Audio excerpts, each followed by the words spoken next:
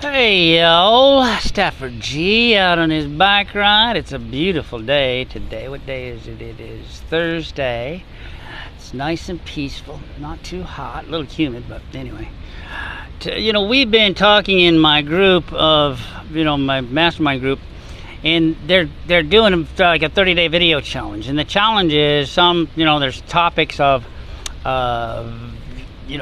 what are you afraid of? They wanted to, state three things you're afraid of, or past things in your life that were real traumatic and not good, and I'm like, God, and I think back, I've never opened up to this side of my stuff, but it's, before I left to the Caribbean, I had a serious alcohol problem. I was drinking. I was a full-blown alcoholic. And I had been drinking from, I started work when I was working, and I was involved with a bunch of the young kids at work and stuff, and we were all partying and drinking every night. And it became a thing to me when I was drinking up to a fifth of vodka a day. And that's hard for me to tell you because that's not what it is like now. But the drama of being that addicted, I would wake up, and in order to function, I had to start shaking, taking shots. And, and I would proceed to just, do shots all day long.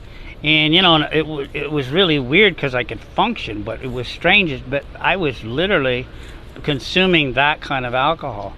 And it's crazy because at that point I ended up moving to St. Thomas in the Caribbean and got involved with a girl down there, and she was also drinking, and we drank, and then it got to a point where the doctors, I had gone into the hospital, and it was for, I don't know what it was for, but it was obviously had to do with some kind of alcohol related deal. But I was in there, and they were giving me these pills, and I couldn't even, it was almost like they were trying to kill me because I couldn't walk, I couldn't stand up.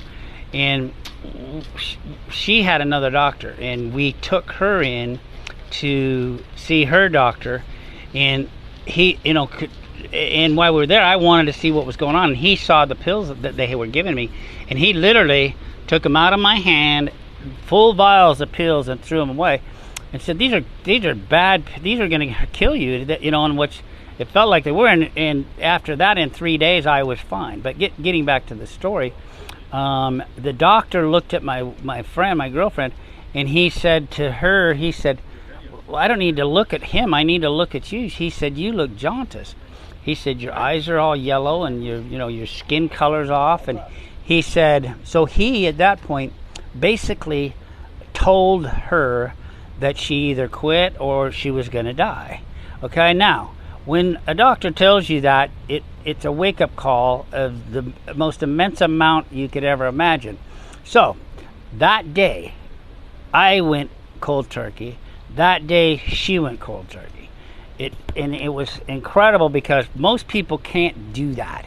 Most people have to be hospitalized. Most people need some kind of counseling or whatever. But anyway, I came out. It took me a couple of days, and maybe a week, I think, to where I was okay and I was normal. I went through shakes. I went through all this stuff, and I battled this stuff. But she had real problems, and I remember holding her, and she was shaking so bad and stuff, and being able to be there with her, going through the same thing, was a huge benefit.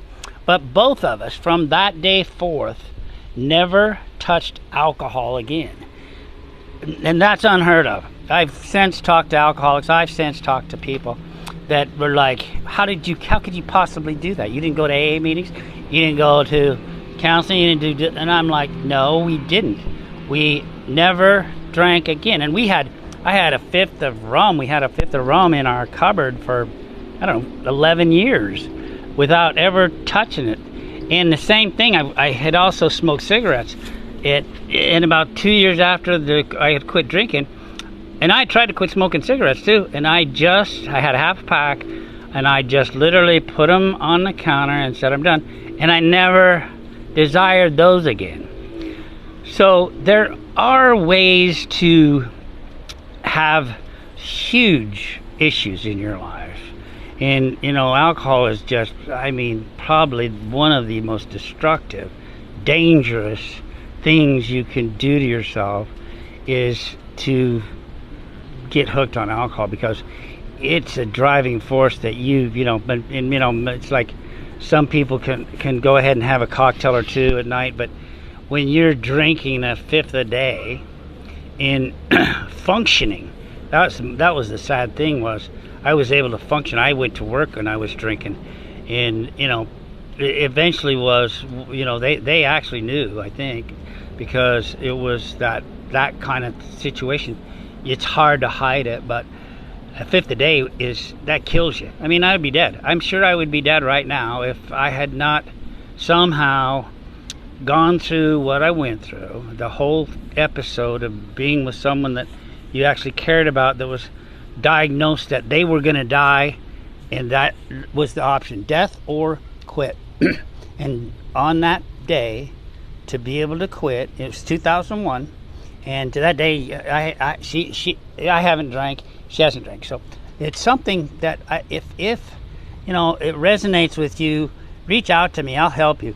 Or whatever. I'll give you some guidance as to what it was like and how I was able to cope with it and stuff. But it was a trying, terrible time. I remember, I've gone through, I can't get into it because there's so much detail, but I mean, it was scary, ugly, and that's what it does. And so I'm here for you.